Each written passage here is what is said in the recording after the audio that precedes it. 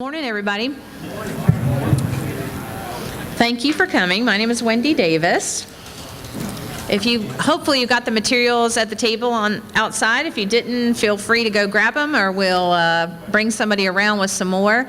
On the back of this program are bios of our fabulous panelists. So I know y'all can all read, so I'm going to let you read that to get the deep background on them. What I want you to know about our panelists is, first of all, they're all here today to make sure you understand why all this census stuff matters and why we're talking about it now, and we're actually a little behind the game to be just talking about it now, and how we all have to get stirred up and excited about the census now, so we make sure we get it right next year. So first, let me introduce Lauren Lewis, who is a partnership specialist with the U.S. Census Bureau. What Lauren is going to bring us is on the ground, the real today, about how to motivate people and make sure you've got the trusted voices reaching out to all the different parts of the community. Thank you for being with us today, Lauren. Next to Lauren, we have Rusty Haygood, who is the Department of Community Affairs Deputy Commissioner and co-chair of the State Complete Count Committee. If you leave here in an hour without knowing what a complete count committee is and why you need one, we haven't done our jobs, and Rusty is going to be able to give us that statewide view. He's also going to be talking about the power and the money and the security. We're all going to be talking about trusted voices, and he's also going to be talking about making sure all of our pieces are fitting together, right? And we're all working cooperatively. Our third panelist is, unlike his name tag says William, he says Bill's fine.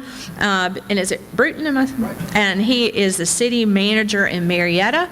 And again, his background is really outstanding, but the reason we have him here today is because he has been through a census before. He's been three. This is be your fourth one. Am I reading my notes right? And I want him to give us some insights into, gosh, if I knew then what I know now, I would have done, we would have counted more folks, right? So the important things today, let me see where my slides are if I get this right. This map. I couldn't read the key. You don't really need to read the key. What matters are the counties in white. They don't have a complete count committee going yet, according to our survey, right? So if you have friends, neighbors, people you love, even people you just kind of know in those communities, let's get them stirred up, because we all need to be a part of making sure this count is effective. Those counties in red, those communities in red have responded to our survey that they're not planning to do a complete count committee. What? Right? So again, we need to be evangelists of the census when we leave here today. And some places they think they don't have the resources. Some places, unfortunately, don't understand why it matters, right? So today we're going to talk to you about all the reasons it matters. Do you care about the political impact? Everybody in this room probably does. You care about, reapportionment in terms of our federal legislative seats. You care about those city and, those state house seats, those state senate seats, economic development impact. Think about the companies that are looking at your community. What statistics do they pull up to decide if they want to locate where you are? Part of what they pull up are those census statistics. So for 10 years, we're stuck with what we count next year, right? And I know that everybody in this room really cares about the human impact, right? People matter, right? We need to show each individual in our community that they matter. That means they have to be counted for the federal government, the state government, and even our local governments to know where they are. So our fabulous staff at GMA has come up with this great statistic, $2,300. You're like, $2,300, what does that mean, Wendy? I'm trying to find my chart because it gets worse. If we miss one person in our count, that's $2,300 our community is missing. A year. Missing one person a year. So you think about that impact over 10 years. Y'all can do that math. It's pretty easy. $23,000. I'm wearing green today because if you don't care about the political impact, the economic development impact, the human impact of the census, I know we all care about the green, right, in our cities. So if you miss 10 people, your community isn't just missing $23,000 for that 1 year. You're missing $230,000. If you miss 44 people, that's $1 million impact on your community. 44 people. You just didn't find them. They didn't trust you, right, to respond. And we've got big trust issues today. Throw out a couple more numbers. 218 people. If you miss 218 people, that's a $5 million impact over 10 years. And I'm not just making up 10 years. We are stuck with these census numbers after next year, right? There are revisions that they do in terms of speculations, but in terms of people who are looking at hard numbers, these numbers count with us for 10 years. 435 people, you missed them, $10 million impact, right? 435 people. That's not a lot of people, really, if you think about it. People who you didn't count their babies, right? You didn't count those college kids. Those college kids who are sleeping in your town on April 1st of next year, they count in your town, not back where mom and daddy live, right? So I'm going to stop talking now, and I'm going to move to our panelists, but I'm probably going to step up and talk a time or two later, or at least at the wrap-up before I take your questions. And again, I don't know that I introduced myself. I'm Wendy Davis. I'm a city commissioner in Rome, and I'm, as you can tell, fired up about the census. So we're going to start with Miss Lauren. Lauren Lewis, please, you can come up here, or you can speak in the microphone there. Give us some of the real on the census, ma'am. Now you have the slide, the presentation for me. Yes. Over here. Good morning, everybody. My name is Lauren Lewis. I'm a partnership specialist for the U.S. Census Bureau, and this is my 4th census. You're like, wow, 40 years? No, but it's 30 years, and I've been doing this, so I know a lot about it. I was a partnership specialist for all of them. In the first one, I was in New York City, where we counted like 8.2 million people. In the last 3, I was in Georgia. And we've done very well, including gaining 2 congressional seats this last census, which leads to billions of dollars. So I just want to give you a brief overview and tell you why it's important to have complete count committees. Of course, the most important thing is apportionment. When they developed it in 1790, the reason why they were taking the census was that's how they determine where the 435 congressional seats are located. They never change, of course, as you know, but they can change based on population to other states. This last time, Georgia gained 2, which was huge. Great, wonderful. And also what I've seen, certainly from being in Georgia for this going on my 3rd census, I've seen the impact of those cities who really did well, who had complete count committees, and how much more they grew in terms of their infrastructure, businesses, restaurants, just any number of things, their social services, and everything based on that information. So certainly that's the most important thing, is the apportionment of the 335 congressional seats. Also, which was big, the biggest ever so far, is $675 billion a year. $1 billion a year is distributed based on census information. So over a 10-year period, that's $4 trillion. So certainly it's big. Seems like it's almost unreal, but it's the truth. What they want to remind you about the census is certainly its confidentiality, that they don't share this information with any other public agency, not the FBI, not immigration, not the IRS, or any number of other organizations, and they don't ask for your social security number. And I'm sorry, I was trying to go back because I skipped one, but I'll just tell you what it said. And they don't ask for your social security numbers or anything else. As far as the Census Bureau itself, it's like the Mint with personal information. You can't get personal information for 72 years, which you've heard. And actually, it's 73 years because it takes 1 other year for them to do something else. So certainly it's protected. That's Title 13. And the reason why they'd established that was they wanted to really secure our congressional seats, that they were safe. One of the sayings for the 2020 census is our goal is to count everyone once and only once and in the right place. So they just certainly want us all to be counted. This is the first census in history that's digital.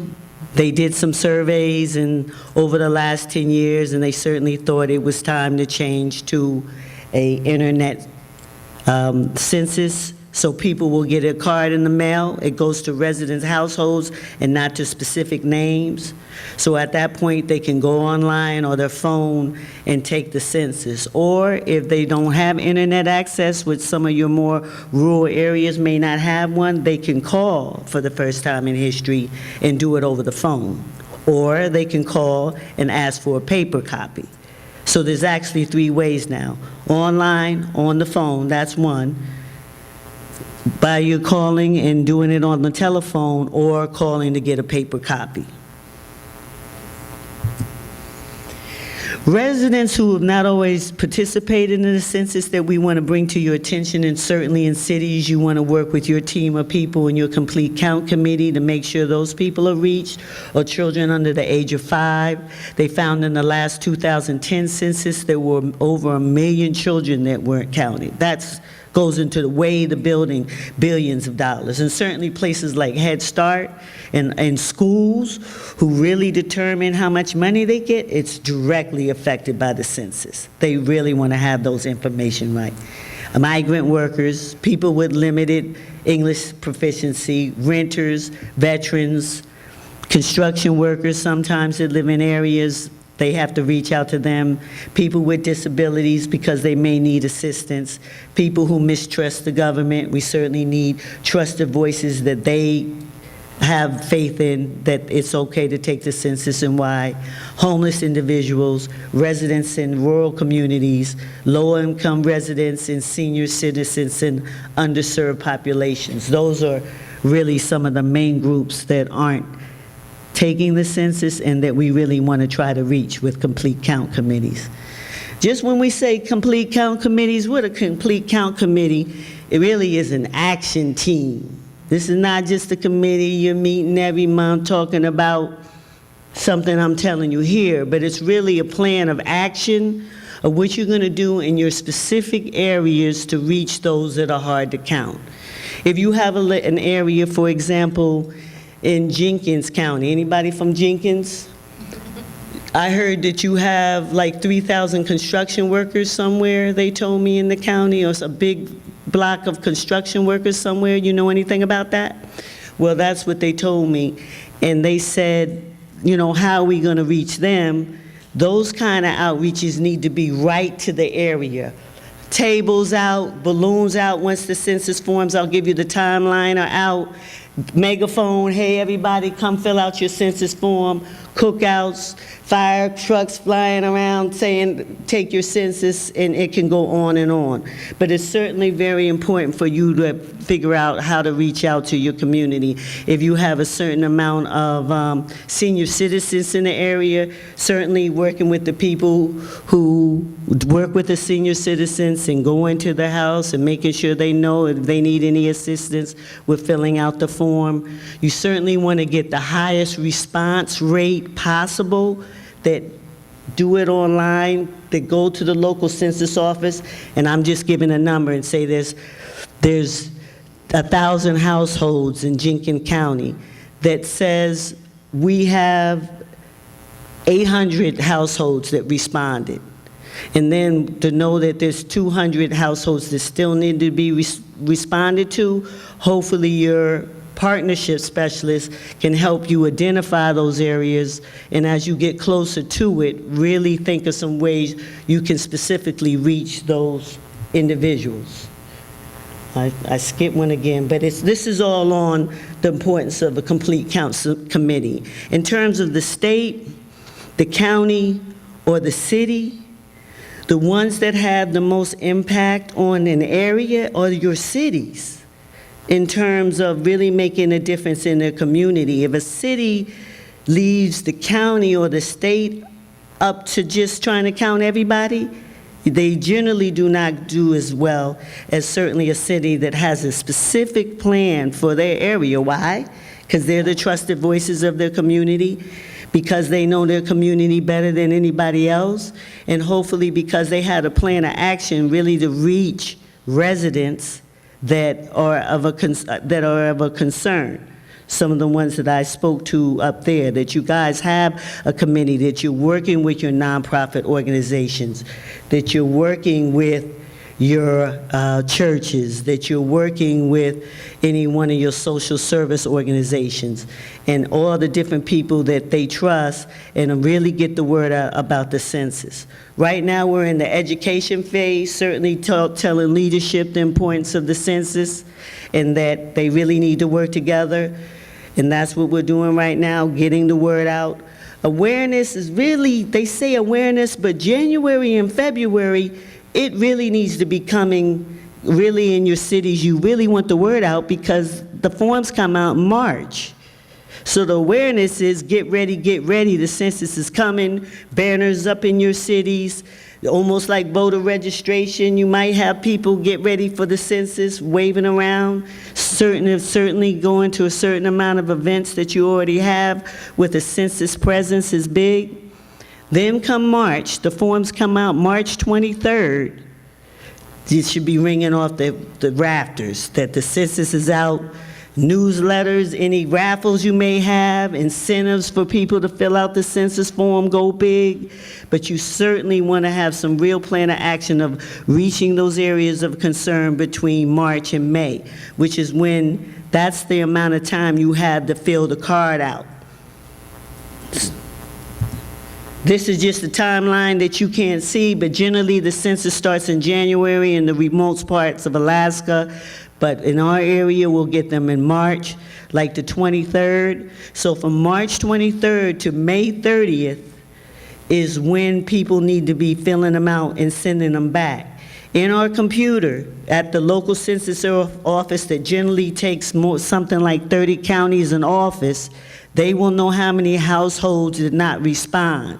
At that point, there'll be non-response follow-up, meaning they did not get it back, and that happens in May through July 31st. If someone's not counted by July 31st, they're not going to be counted.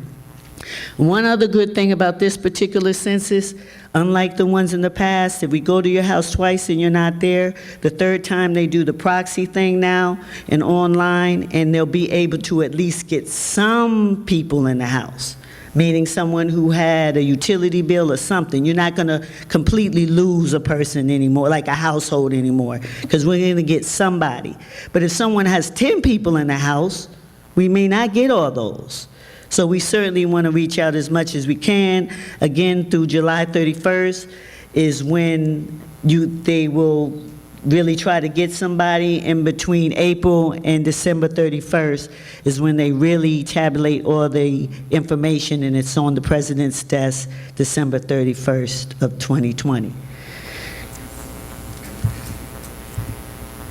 I just want to let you know, certainly there'll be jobs if you want to write that down, but we'll certainly have partnerships in all counties in Georgia who are working with your counties and on the city level, and they want to hire people from those specific areas in terms of non-response follow-up, in terms of non-response follow-up, that they hired people in those areas. Right now, we're looking pretty good.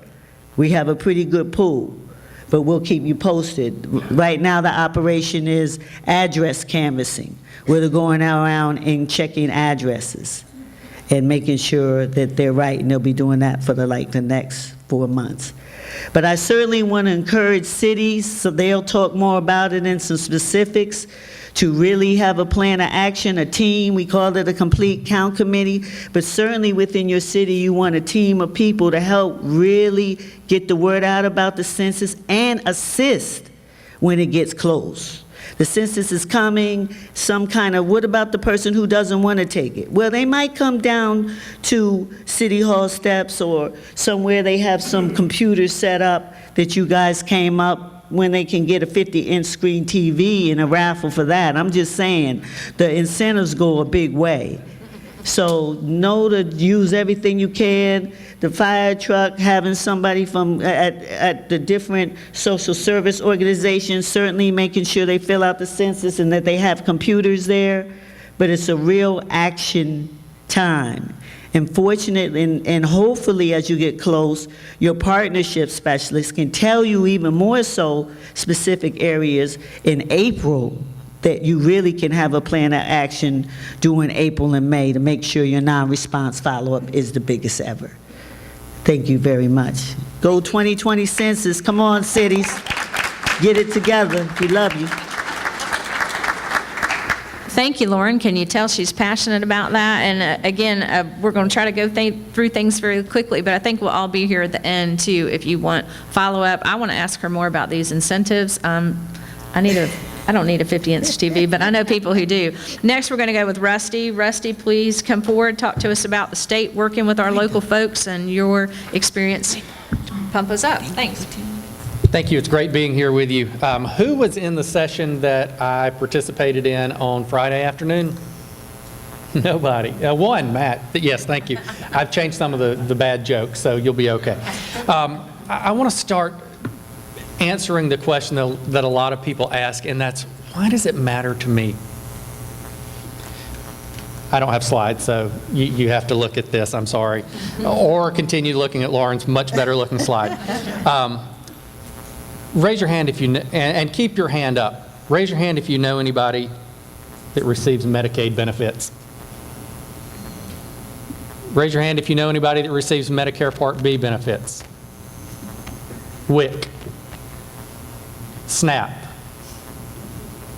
the Housing Choice Voucher Program. I think everybody's hand's gone up at least once. That's only 5 of 55 federal programs that the census count is part of the funding formula. Those are going to benefit specific individuals within your community each and every day. The question was asked in the session that we had on Friday, and I didn't have the information readily at hand, so I figured, being the good bureaucrat that I am, I'm going to go find it before I get asked again. And how many of you in your communities want CDBG dollars coming in, whether that be the entitlement program or the state CDBG program? So whenever the question is coming up, thanks, Lula. When the question's coming up, why does it matter to my city or my county?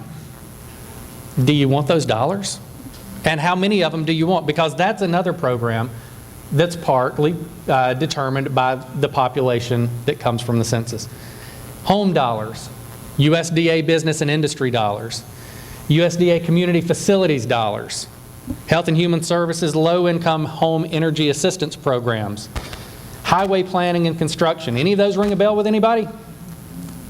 These are impacting cities and counties across the state of Georgia and across the country every single day, and the funding is derived partially or fully from census data. The census matters to your city and to your county. And I think looking at it from the human element of these are the people, you raised your hand, so you obviously know somebody. You've got a face with these dollars. And the dollars that Lauren showed you, the 675. You're electric. Yeah, I'm telling you. $675 billion a year.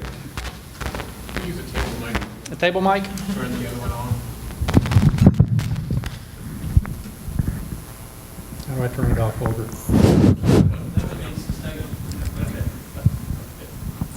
Can we do that? We're good? Okay.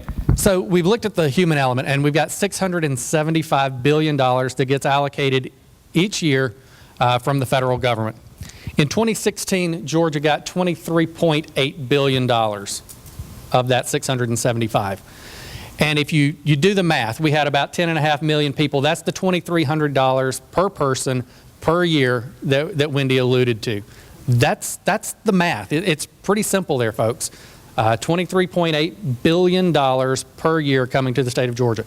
Now, that same point in time, rural funds, Georgia was the leading country in recipient of rural funds during 2016. It's got an impact. It impacts metro, it impacts rural, it impacts south and north and east and west. So we've talked about the money, we've talked about power a little bit. It is used to reapportion congressional seats. We've got 435 across the country. When somebody gains one, somebody loses one. It's that simple. We gained 4 congressional seats in the last 3 censuses. So whether or not we have the ability to gain another in 2020 is up for debate, but it has a true political impact. The growth of Georgia's population has resulted in 4 new members of Congress from this state over the last 3 decades. It also trickles down, like you heard, to state house, state senate districts. Those get reapportioned every 10 years based on this data. How many of you have city council districts, wards? Yep. Guess what? This is the foundational element for those. Not just yours, but county commission, school board. These are impacting your community. So getting the count right is meaning that you get the appropriate representation for your community. Security is a big thing. And as you heard, Census 2020 is going online. That has caused some concern, and I think that's probably merited concern in many circles, in that people are concerned about when I click submit, what happens to my data? Is it protected? Is it safe?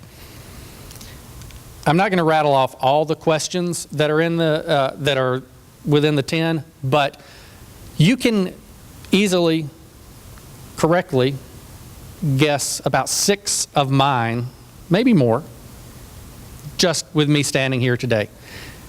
Go Google your own name, and you're going to find far more information about yourself than Census 2020 is going to be asking. This is strictly looking at who's living here and who's within what geographies will be determined by the Census Bureau. But the socioeconomic questions aren't part of Census 2020. What we do have are questions about what is your name? What is your birth date, your age? What's your race? What's your ethnicity? Do you own or rent your home? And as I get to this point, I throw in the question that we have right now. Are you a citizen? It is in the Supreme Court. They did not rule on it today. I was hoping I could stand here and say, hey, guess what? Here's what the Supreme Court ruled.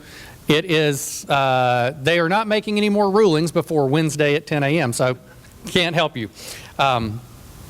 The other element of that is you've got, like I said, you've got people who are concerned about what happens when you click enter. Lauren did a great job. You've got other ways. If you're not trusting of this cyber element to it, you've got a paper form. You can call it in, and you can wait till the enumerator comes and knocks on your door. You've got 3 ways that don't involve clicking submit on the computer. So when you're talking about safety and security, the choice is in your hands. For if you are completely comfortable clicking submit, I do my banking online, I do everything I possibly can online, I'm going to be comfortable with this. Now, I'm going to talk about some of the testing that the Census Bureau has done on this. Which age demographic was the most likely to do the online effort? Senior citizens. Senior citizens have done it for decades. They understand the value of the census. They understand that the census has true impact on them. Some will say that millennials don't care. I'm not necessarily going there. They've never done it before. The mere fact that this is online does not mean the millennials are going to be the ones that complete the census. You've got to make sure within your community that you have targeted efforts pointed directly at that demographic. Because whether it's paper, whether it's online, whether it's an enumerator coming and trying to catch them at home, you're going to have challenges with that demographic. I mentioned challenges. There's obviously, you can't get anywhere with assuming that there's complete trust in the federal government or the state government or the local government, but you're the most trusted government in every study that's out there. So there is mistrust about, well, what's going to happen with my information? there's jail time and a huge monetary fine for any census employee that is going to divulge any information. And I feel very certain that you don't want jail time and a, what, $500,000 fine per offense? It's really not worth it. Your information, there are so many safeguards in place. What I will say on this, I love the story. If you go back to the late 40s, early 50s, I completely forget the exact year, but the White House was going to be renovated, and the Secret Service was going to relocate the president during the renovation time. The Secret Service went to the Census Bureau and said, hey, we would like to get the information for the people in this area because we need to make sure the president's safe. The Census Bureau thanked them for coming and told them, no, we're not going to give you the information that you've requested because it's Title 13 protected. As I'm sure you can imagine, the Secret Service didn't stop there. They pursued it through legal channels. And the Supreme Court ultimately ruled that no, the Census Bureau is not giving that to the Secret Service or anyone else for any reason whatsoever, even as noble as protecting the life of the president. So using that illustration, I will say that people shouldn't be fearful of the information that they submit being released for nefarious purposes. The information there, folks could be concerned about everything about what their citizenship status is, or if I am living in a house where we're limited to 4 people and we've got 7 living in it, my landlord may find out. It's not going to happen. Those protections are in place to protect things exactly like that. The online element, we're talking about this being online. If you've heard anything coming out of the General Assembly over the last couple of years, it deals with connectability and connectivity throughout the state. And folks, this is a real challenge that we have. So at the state level, we have tried to do a couple of mitigating things, but the federal government has done some mitigating things on top of that. If you have a laptop or a desktop, yes, you can go on and complete the census. If you have an iPad or a tablet that has an internet connection, you can complete the census. If you have a smartphone with a cellular connection, you don't have to have broadband access, you've just got to have the cellular connection, you can complete the census. So in areas where you have a cell tower but you're lacking the broadband infrastructure, you're still going to be okay. That doesn't mean it's foolproof and everybody's going to have easy access, but it means the steps are in place so that you don't have to have that physical broadband connection to be able to do it online. At the State Complete Count Committee, we are working with the state librarians. State librarians are on board with us, and they are going to make computers available at libraries across the state for folks to come in and complete the census on those computers. Libraries are trusted places within communities across the state. And information that we received from the U.S. Census Bureau said that 99.9% of hard-to-count populations live within 5 miles of a public library. Let that sink in for a minute. The hardest people to count within the country are within 5 miles of your public library. So it shows that there are ways that we can overcome any challenges that are out there and make sure that what we're doing is most appropriate in order to get everyone counted. The citizenship question is to be determined. It has to be determined this week because the Supreme Court checks out for this session as of next Friday, and I would envision that we're probably going to get that. Here is the question as proposed. Are you a citizen of the United States? What it is not asking is, are you here legally within the United States? The question is, are you a citizen? You don't have to be a citizen to be here legally.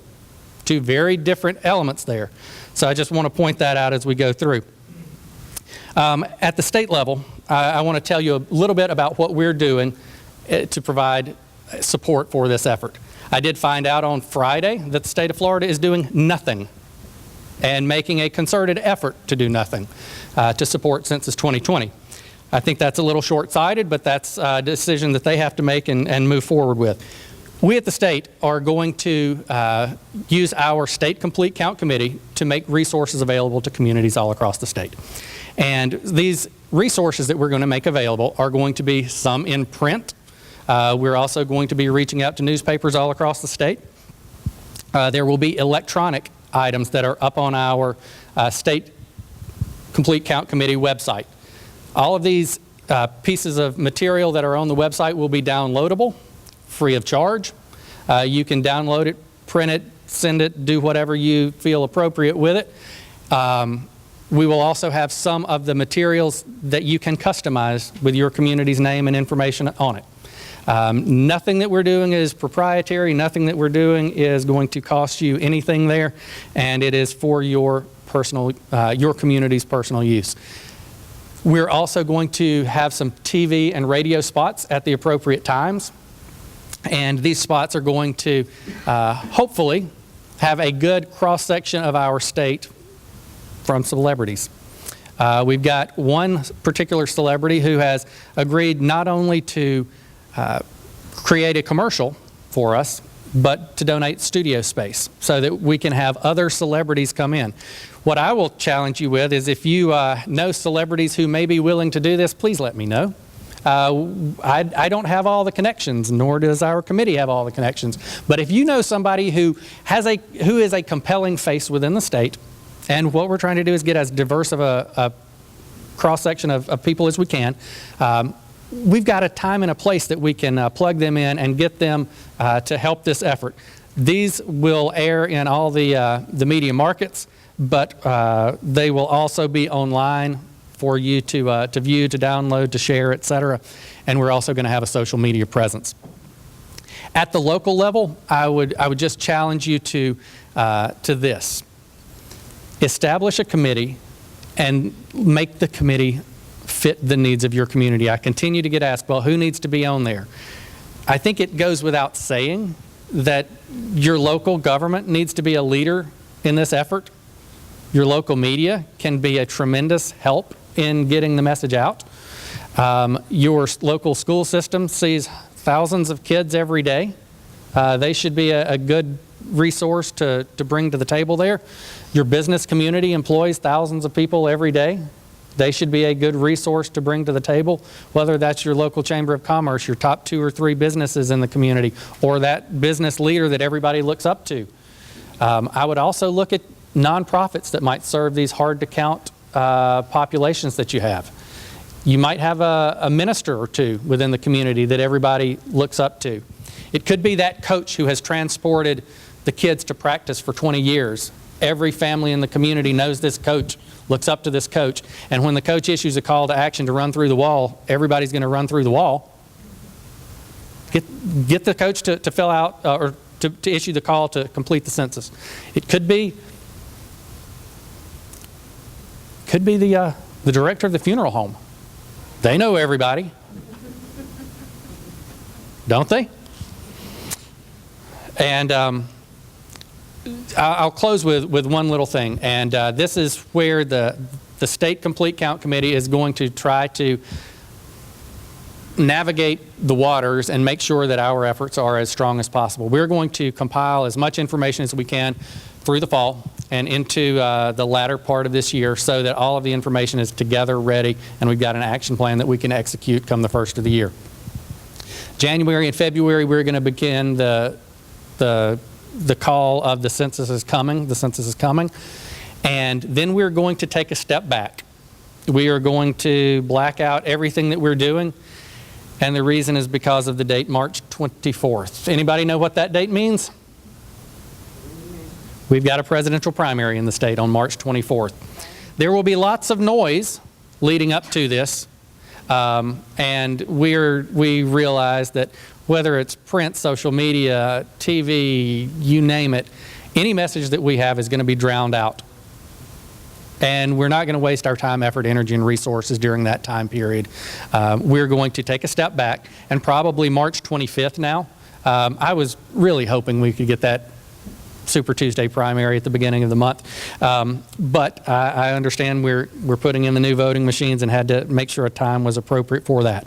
But as soon as the election is over, we're going to hit hard and heavy, and we're going to preach the message the census is here. And from that point until some some period in time over the summer, we're going to keep preaching the message, and hopefully your Complete Count Committee will be doing the same. And if you go home today and establish your Complete Count Committee, you can tell everyone that 12 months from today, their service is over. It's not like that other committee that folks get put on that's a life sentence.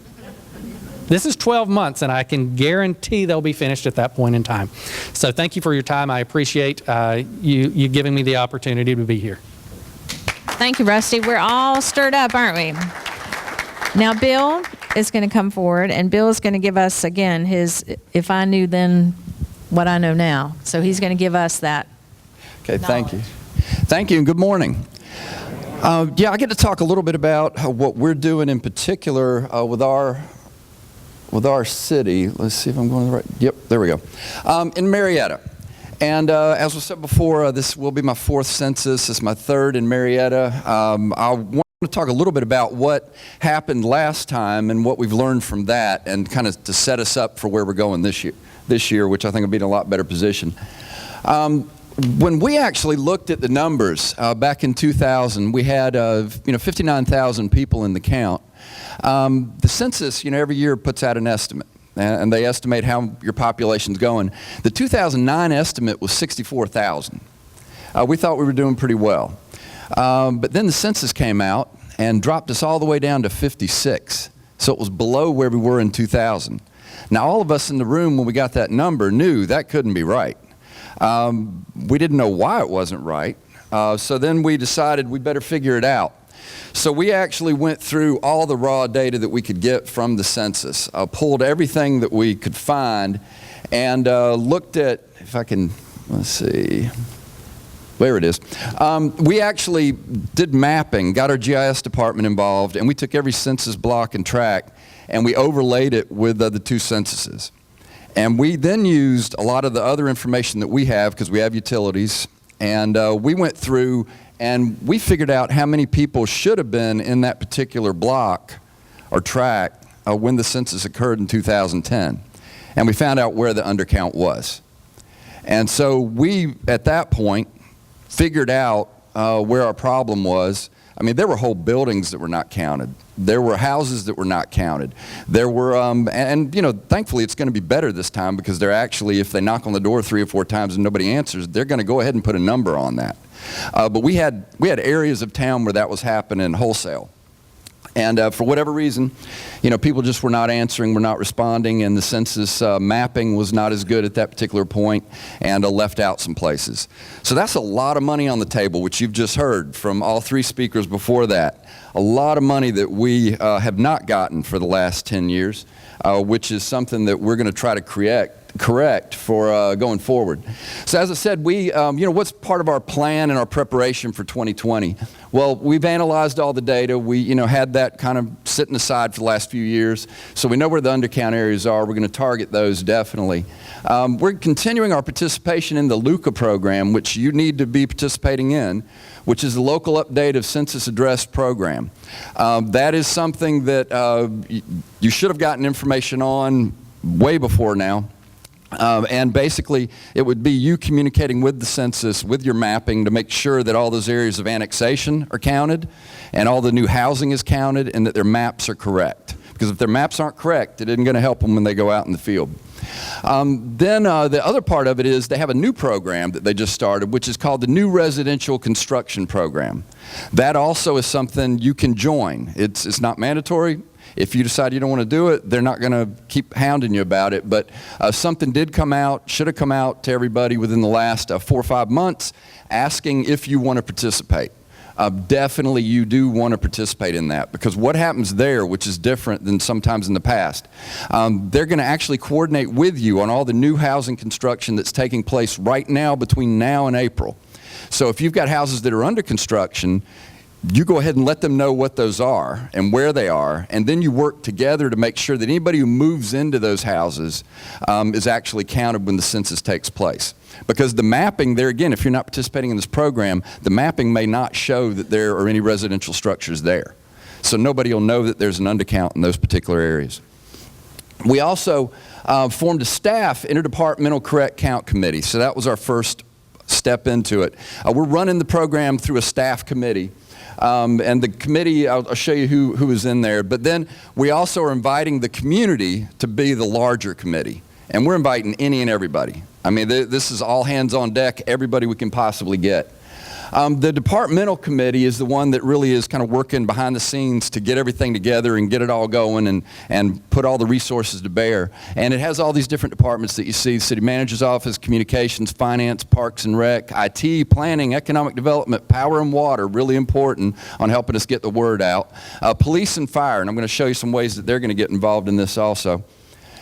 As far as our neighborhood complete count committee, the census ambassadors that we're calling them, we've got a lot of different groups, and you heard basically an understanding of what we should be trying to do. We've got everybody that we can think of. I mean, churches, neighborhood associations, the NAACP, Latin American Association, nonprofits, school system, private schools, Yells, which is one of those groups that's in the community working with youth, homeschool networks, Atlanta Apartment Association, because that's a big area of undercount, interested citizens, Married to Housing Authority, we have one, we need them.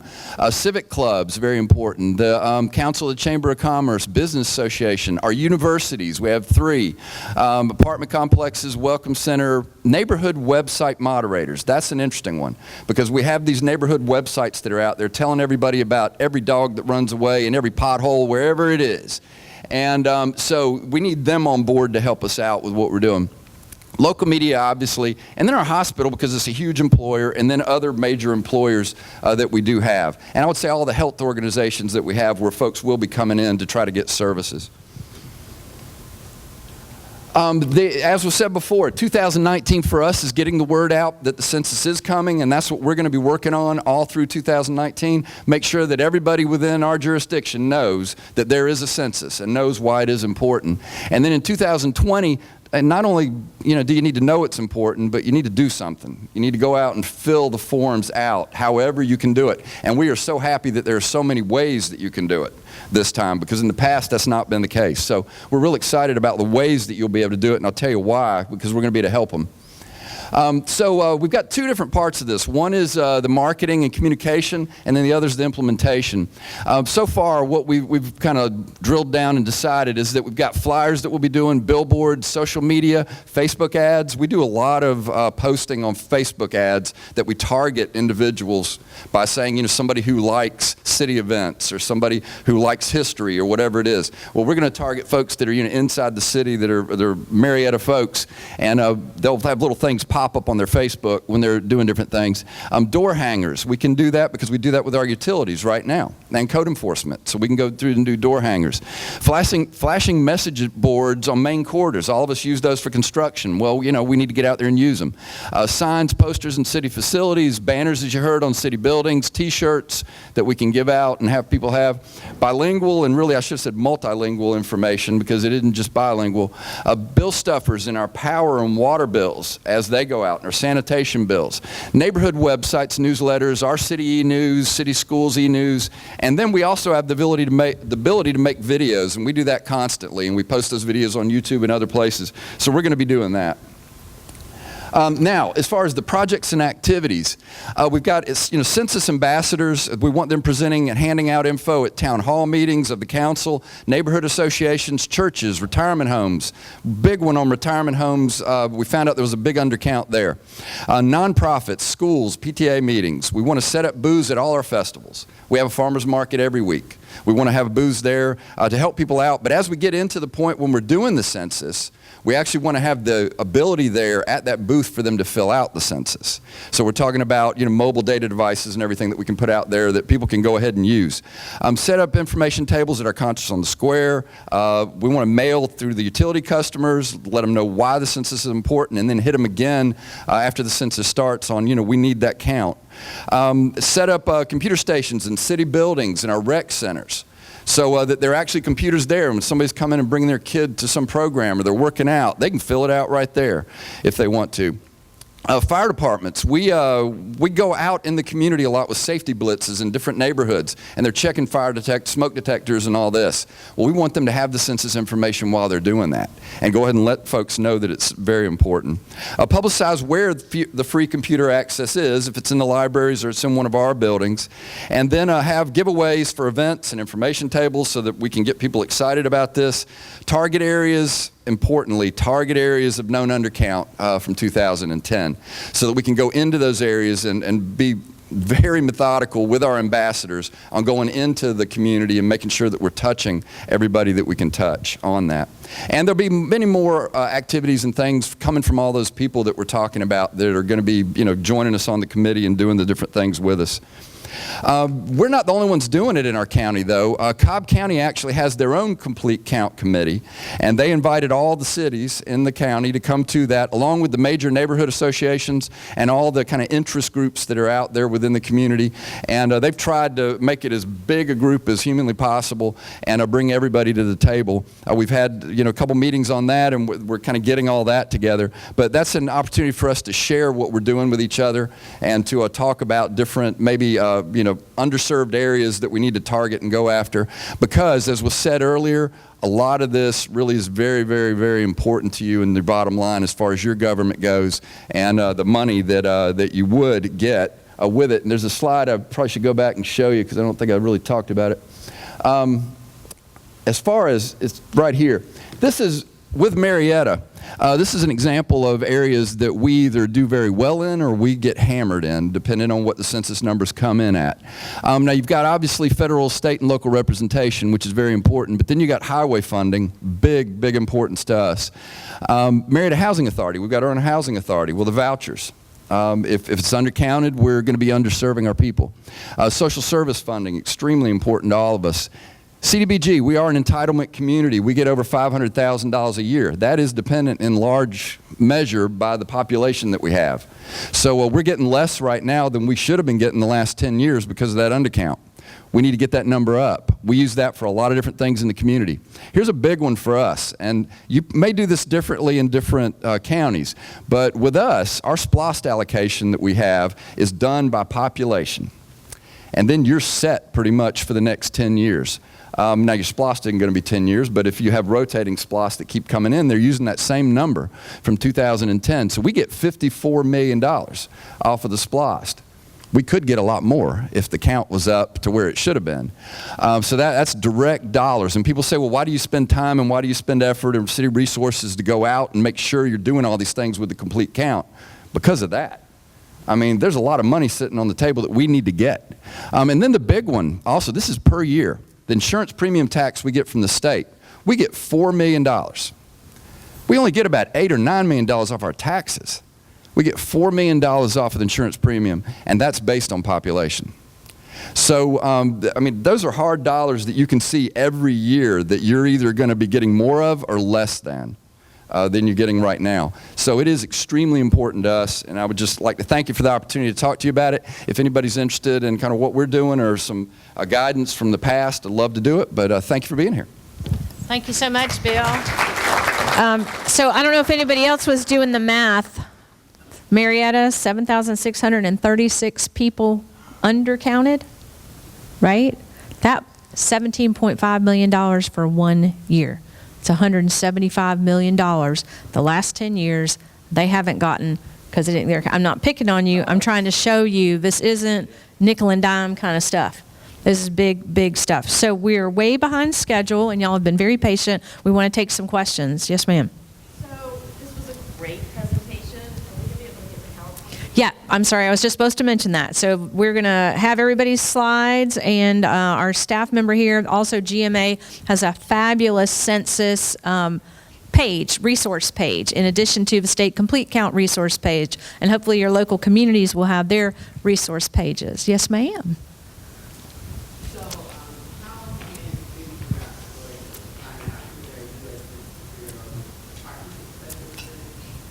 I'll give you a contact number. Yep. Yep. So I'm hoping the state complete count committee will help our communities. So, but it also is online. But if you, Okay.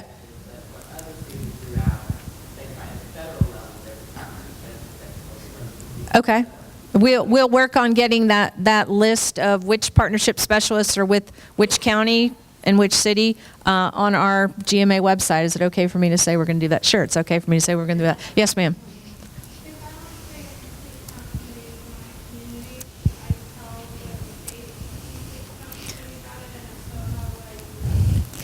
Yes, ma'am, please. So you can either tell them by talking to Rusty today before you leave, or you can tell GMA that you're going to do it, and we'll make sure they know. And there's also, again, on the census page, if you do 2020 Census Complete Count Committee, there's a little link for you to fill out a form and say you want to do one. Yes, sir? Yeah, how do you go about with the, well, let me say this, the current structure of the country about immigrants. So how do you go about to entrust within the community? And I just thought you may have, maybe more or less the Hispanic community, but could be any immigrants in the aspect, to get their trust to go ahead and sign up and do this so it can be counted. You got an idea? Great question. Okay, first of all, there's distrust on the right. There's distrust on the left. There's distrust among millennials. There's distrust among old people. Guess what? There's distrust everywhere, right? I'm not going to be able to walk into certain communities and have them believe, they don't know my heart, that I really want to count them. That's why these committees are so important, because we have to get the right people at the table to know who those trusted voices are.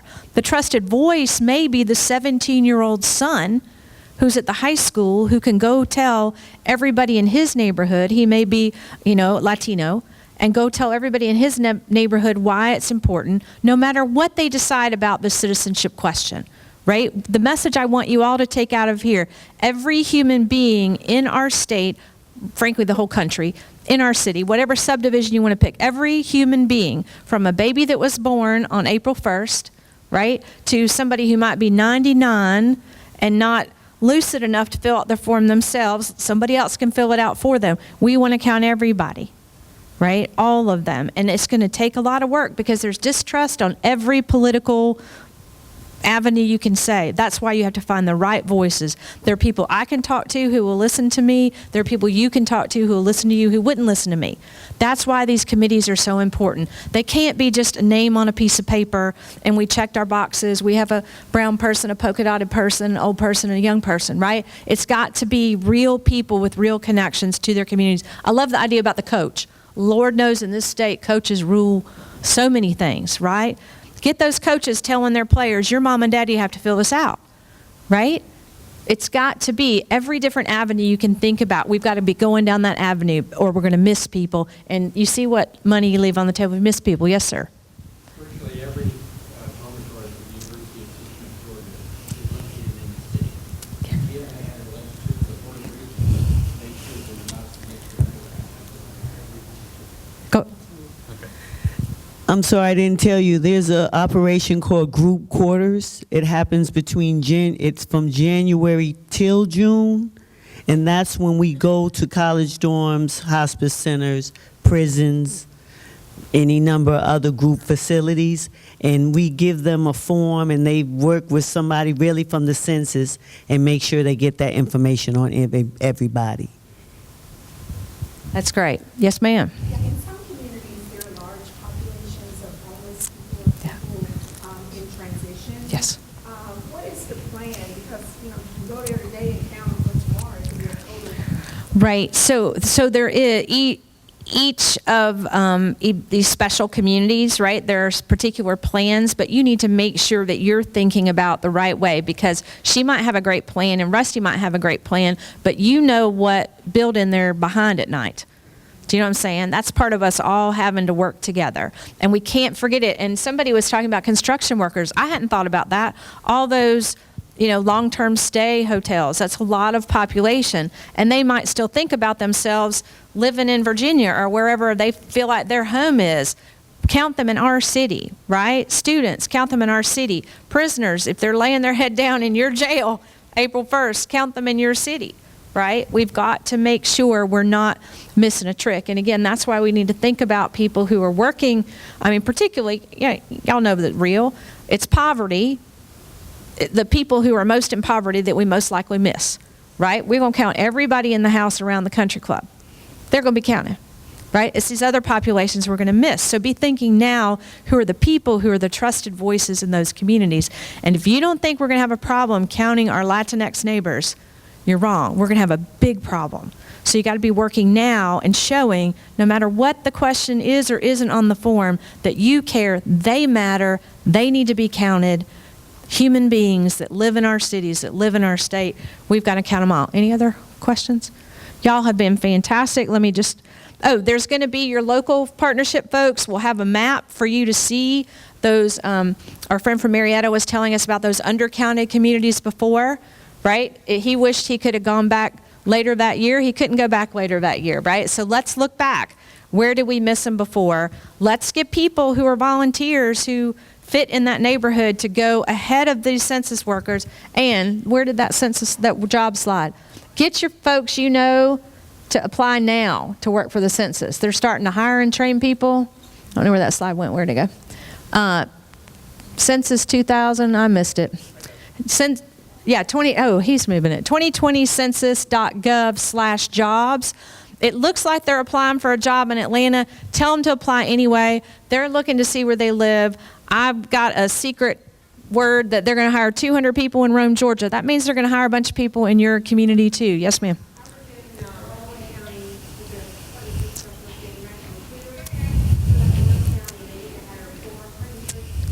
Right. Right. So they need lots of people. Get your folks. Their jobs are starting at like $15 an hour. These are good jobs. Get your folks to go ahead and apply. Let's get them trained. Let's get them work. We're going to have, hopefully, 159 counties. We still love counties. We're a part of every county, right? Have a complete count committee. I want all 538 cities to be a part of a complete count committee. If they don't have their own separate one, have those action teams. Get those trusted voices out. Don't wait till April of next year. It's going to be too late. We've got to get this done. Thank you for your patience. Take this enthusiasm. Go tell everybody at that lunch, get your committee together. Thank you.